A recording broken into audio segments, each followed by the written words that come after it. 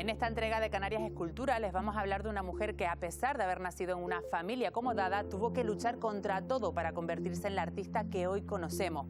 Lola Massieu fue una pintora excepcional, pero también una activista, una intelectual y un ejemplo para muchas mujeres. Feminista convencida, no dejó que el mundo aplacase la pasión por la pintura que sintió desde muy temprano. Yo quería estudiar, quería prepararme para ir a la universidad y mi padre me dijo que no, que las mujeres no iban a la universidad. Y me dejó pintar porque era mi tío el que me daba clases, porque si hubiese sido otro pintor, que seguramente tampoco hubiese hecho la carrera de pintura.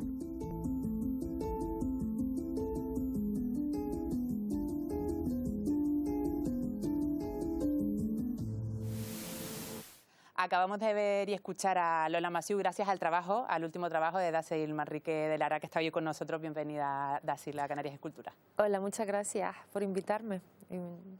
Dacil, tú eres directora, guionista y productora de cine y publicidad. Lola Massieu es tu último largometraje. ¿Cómo surgió el proyecto? Bueno, en realidad es un proyecto de encargo. O sea, la productora de Company, ¿vale?, que se llama Nia Débora, me llamó para dirigir este proyecto. Bueno, también fue un poco a través de Orlando Brito, que era el director del CAM, que ya estaba vinculado al proyecto desde un principio. Me conocía y un poco entre los dos decidieron contar conmigo para dirigir este proyecto. ¿Conocías algo de la figura de Lola antes de empezar? Hombre, por supuesto. Sí, sí, sí. Y además me parecía que era una figura a destacar desde, ¿no?, una de las pioneras, digamos, del informalismo en Canarias. Yo, que también me gusta muchísimo el arte y que también me gusta reivindicar la figura de la mujer, me parecía un personaje maravilloso para ser contado. ¿Te atrajo desde ahí también a hacer este documental? Hombre, claro.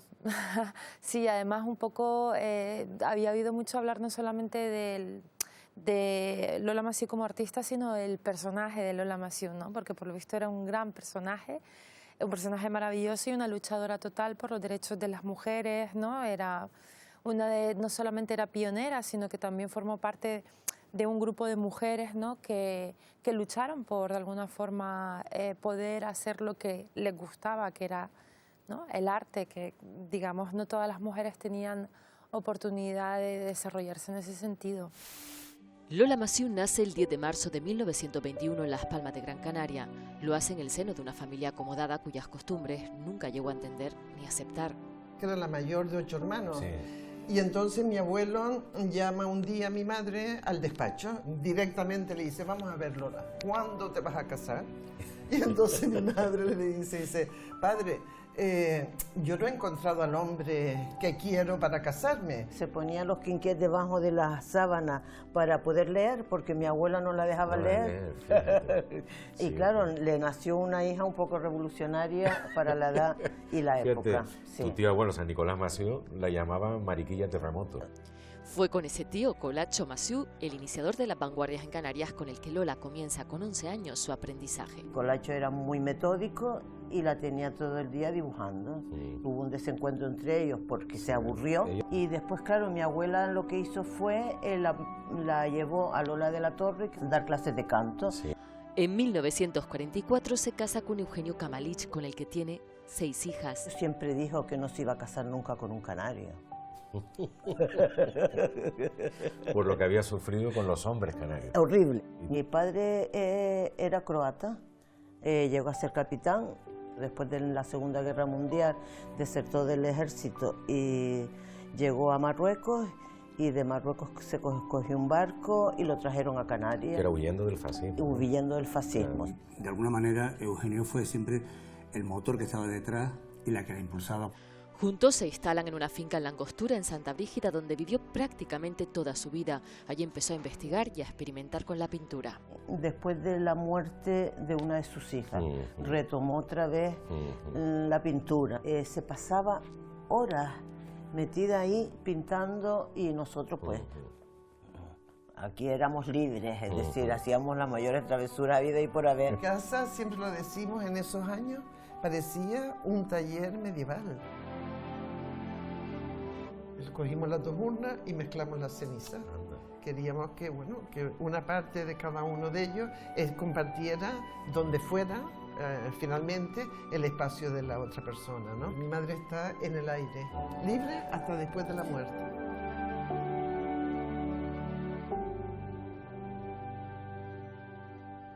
En el documental vemos a una Lola Masiu no solo como artista, sino también como persona. ¿Cómo te planteas desde la barrera, ¿no? Cómo narrar esos dos aspectos de su vida que están muy, muy entrelazados?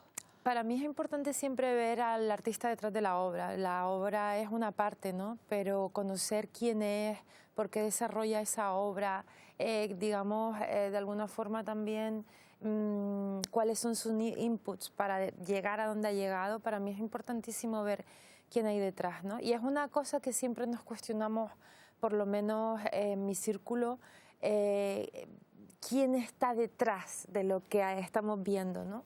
Muchas veces vemos personajes terribles, ¿no?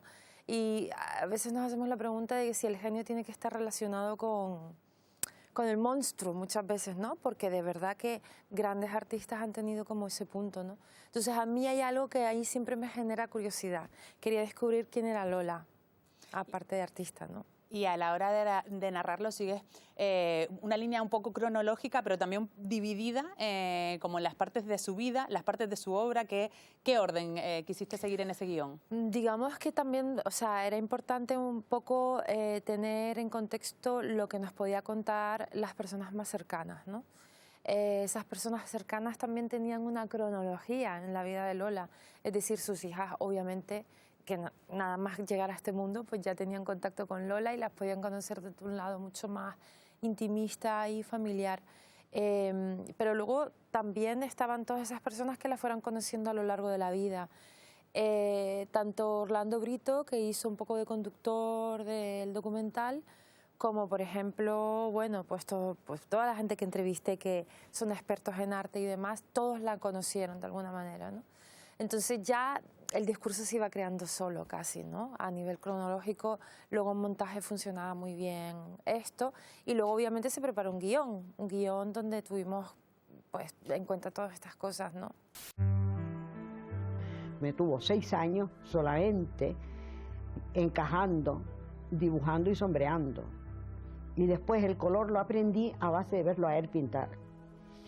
Eso, cuando yo empecé a pintar, me llamaba la atención, porque mi tío tenía una biblioteca bastante extensa, y me llamaba la atención, no se me iban los ojos a Murillo, ni se me iban los ojos a Goya, sí, se me iban los ojos, por ejemplo, a Velázquez, pero mis preferidos eran, pues, todos los impresionistas, y sobre todo Picasso, y sobre todo Van Gogh y toda esa gente. Esa primera etapa, marcada por su tío Nicolas Masiu, que vio en ella desde que era muy pequeña su talento para las artes, es una fase protagonizada por el dibujo, aunque Lola siente atracción por volcar en la obra la propia expresión del artista. Es en la escuela de Luján Pérez donde encuentra un espacio junto con otros artistas para representar los lenguajes de vanguardia que rompen con la figuración y permiten, a través de la abstracción y el informalismo, un nuevo concepto de proceso creativo. Cuando Felo toma el mando de la escuela en el año 56, y es cuando Lola empieza a acercarse a la escuela y a partir de ahí salen los proyectos de Barcelona con aquellas piezas absolutamente impresionantes de Lola en Barcelona que eran mejores que las de Felo. Y en ese momento rompe y bueno, hasta los años 90 prácticamente rompe con todo lo que se estaba produciendo porque hace una lectura de lo que ella decía, ¿no? Los 3 planos, ¿no? La realidad, que es la que produce los elementos, y esa necesidad continua de romper la realidad, ¿no? Ella sabía que elegía el camino difícil, ella sabía, como decía el viejo, ¿no? Sabía pintar con la Masiu, pero ella se decide a expresar sus sentimientos, ¿no? Sus expresiones, y a reivindicar su papel de mujer libre, ¿no? Un concepto muy moral de la expresión, ¿no? Ella decía que si alguien era inmoral, su obra era inmoral. Lola Masiu domina a lo largo de su trayectoria diversos estilos, desde la figuración a la abstracción, pasando por diversos materiales. Óleos, técnica mixta, investiga en la capacidad de las decalcomanías o del fuego para imprimir en sus obras nuevos relatos, aunque existe en todas ellas un denominador común: el compromiso consigo misma y con el arte, una honestidad que ejerció como bandera.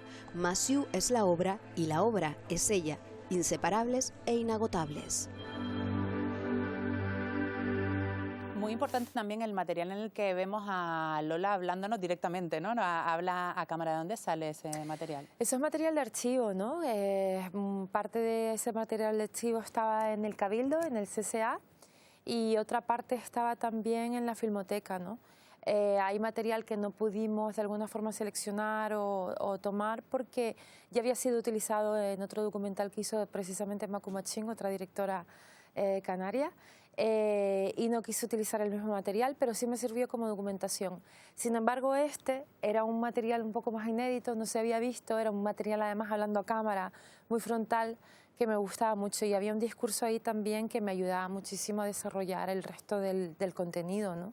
Que estamos hablando de una mujer que nació en una familia acomodada, pero que siempre estuvo muy incómoda en el papel que la sociedad le quiso marcar a ella como mujer, ¿no? Estamos hablando de una luchadora, de una rebelde desde de nacimiento casi, ¿no? O por lo menos es lo que se desprende de sus propias palabras. Totalmente, ella era rupturista, ¿no? Era rupturista en todos los sentidos, es rupturista de su época, de los roles femeninos, de la pintura que generaba, o sea, o que hacía o que desarrollaba, esos cuadros de gran formato, cuando todavía las mujeres, ¿no?, hacían lo que llamaban esas cositas, ¿no?, sus labores. Entonces los cuadros todavía eran como pinturitas, cositas, todavía no se consideraba como que en esa época las mujeres pudieran ser, por lo menos en Canarias, artistas, y de hecho han estado durante mucho tiempo veladas, ¿no?, por la historia contada por hombres, definitivamente. Entonces ella era transgresora en ese sentido, ¿no? No se cortaba un pelo.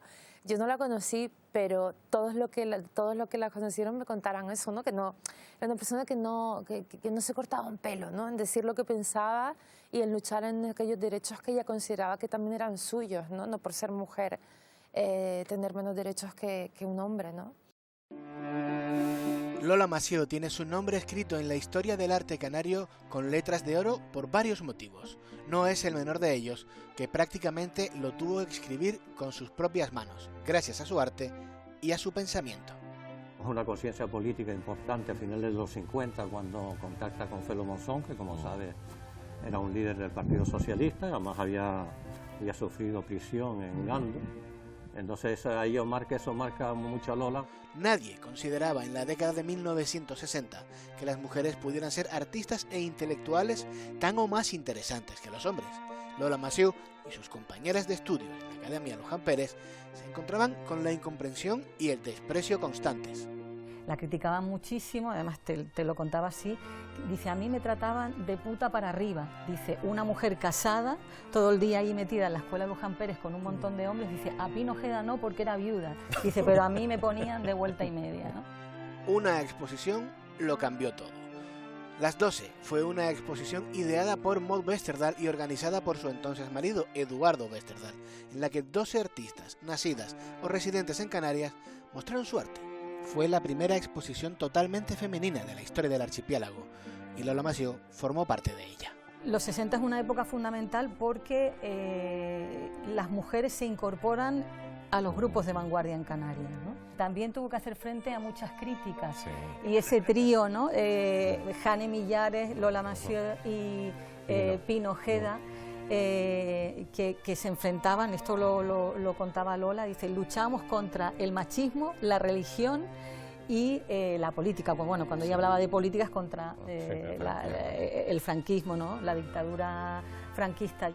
Lola fue una mujer en contacto con la realidad de su tiempo, intelectual, pensadora, defensora de un tipo de arte y también de un tipo de sociedad. A partir de los 80, para ella juega un papel también complementario como intelectual de la época, una intelectual de izquierda, que no solo pinta, sino reflexiona sobre lo que está pasando a su alrededor, y reflexiona sobre el mundo feminista, sí. El mundo de la ecología, más que reflexionar, protesta, sí. Cómo está el feminismo, con el mundo ecológico. Su pensamiento, o más bien su actitud vital, queda perfectamente resumido en esta entrevista que concedió a esta casa en 1999. Lo mejor de todo es ser una persona auténticamente libre para poder hacer lo que te da la gana. Y conocemos también a otra Lola, no solo desde el feminismo y como artista, sino también a una mujer que luchó por otras muchas causas. ¿Qué Lola conocemos a través del documental? Bueno, Lola, conocemos a la Lola que luchó por desarrollar su carrera artística, desde luego, por además no solamente una carrera artística, sino el tipo de arte que hacía, ¿vale? Y luego, por supuesto, era feminista. Y eso se lo inculcó muchísimo a sus hijas y a las personas que que le rodearon, ¿no? Todas aquellas personas que de repente pudieron conocer a Lola, conocieron una Lola que luchaba por los derechos de la mujer. Y además estuvo en asociaciones, montó la primera asociación de mujeres, ¿no? Luego también todos los cursos y talleres que daba en la Casa Colón, de alguna forma también a las personas que acudían a esos talleres inculcaba, ¿no?, que la mujer tenía que desarrollar de alguna forma las actividades que sentía o que tenía la necesidad de hacer, ¿no? Y luego, por supuesto, que luego como mujer desarrollada, ¿no?, de alguna forma en una familia bien, todo aquello estaba muy mal visto. Entonces fue una lucha doble.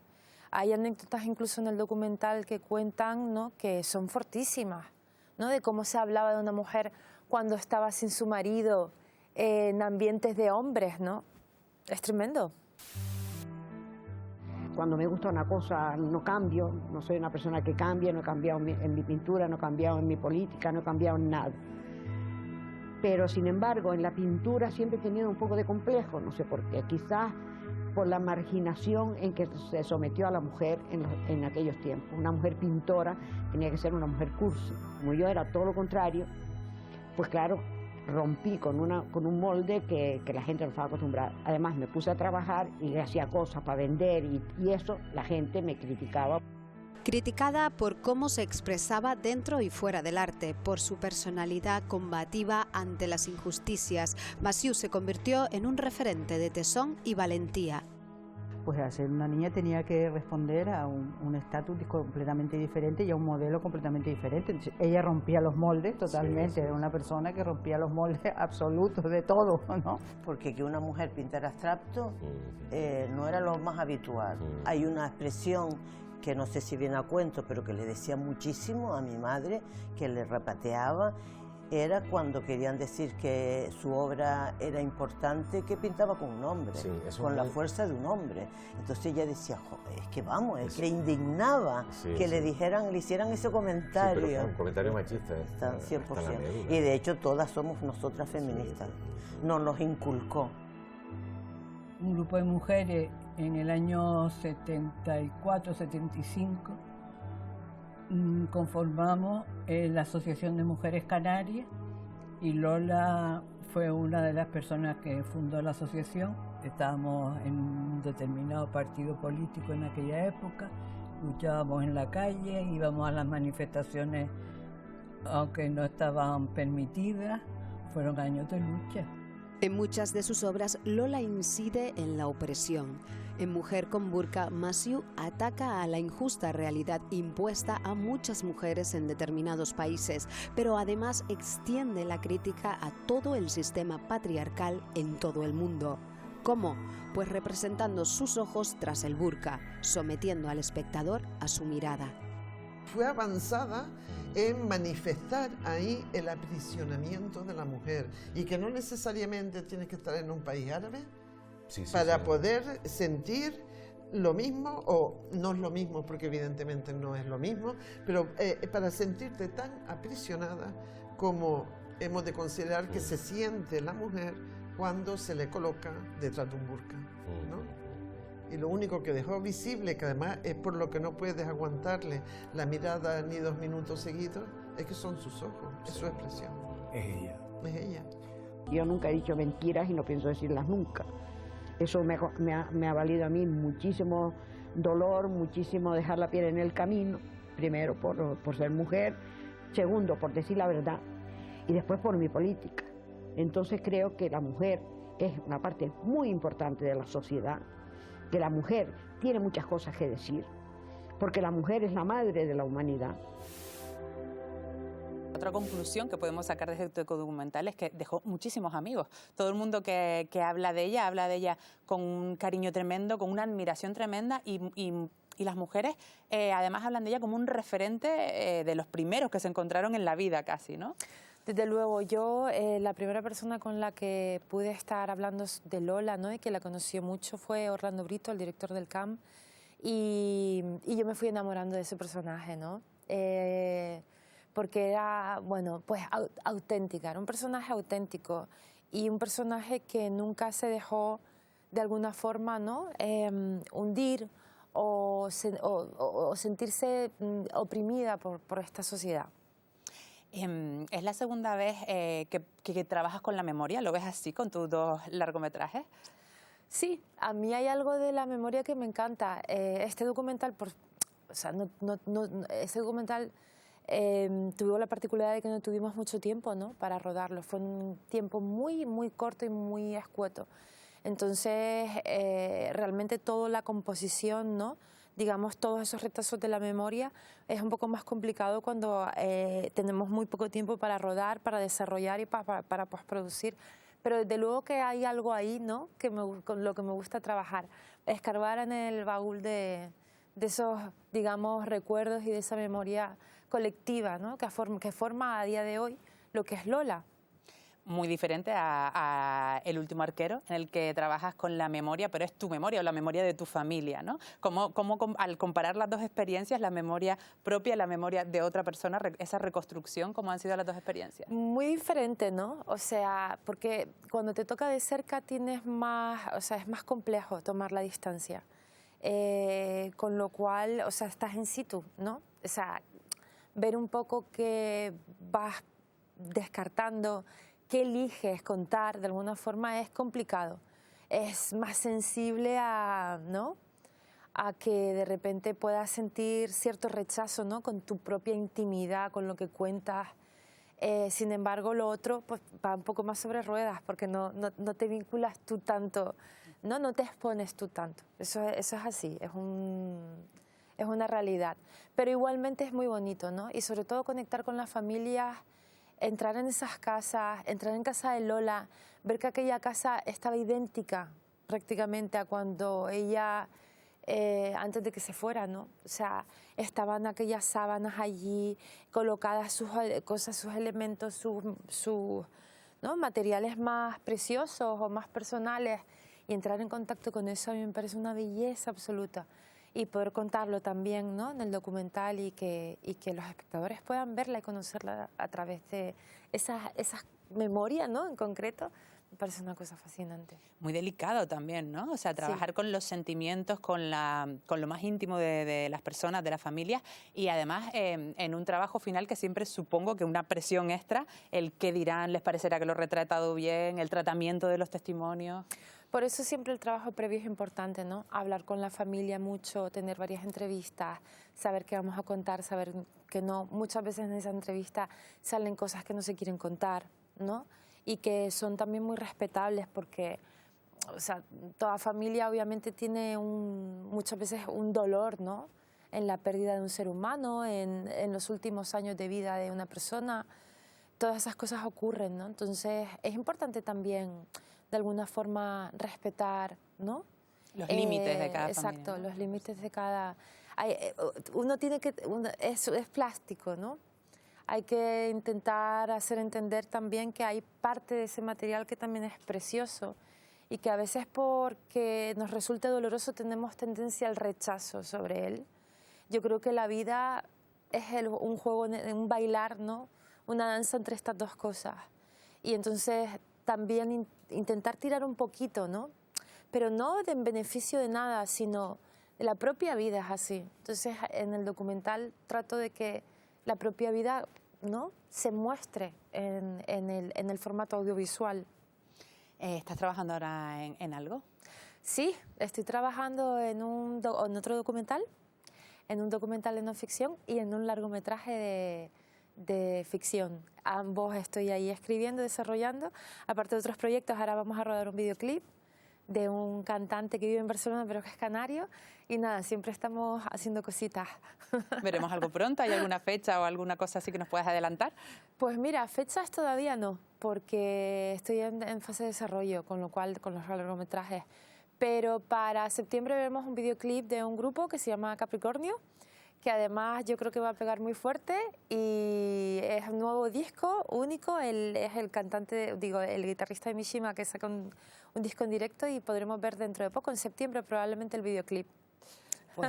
Pues Dazzin, nada, te deseo muchos éxitos con tus proyectos y muchas gracias por acompañarnos. Muchísimas gracias a ustedes por invitarme. Gracias.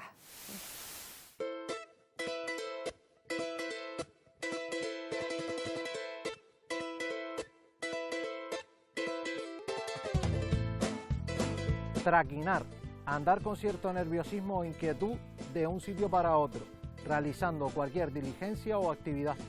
Lola Massieu estaba siempre traquinando, algunos la llamaban mariquilla terremoto.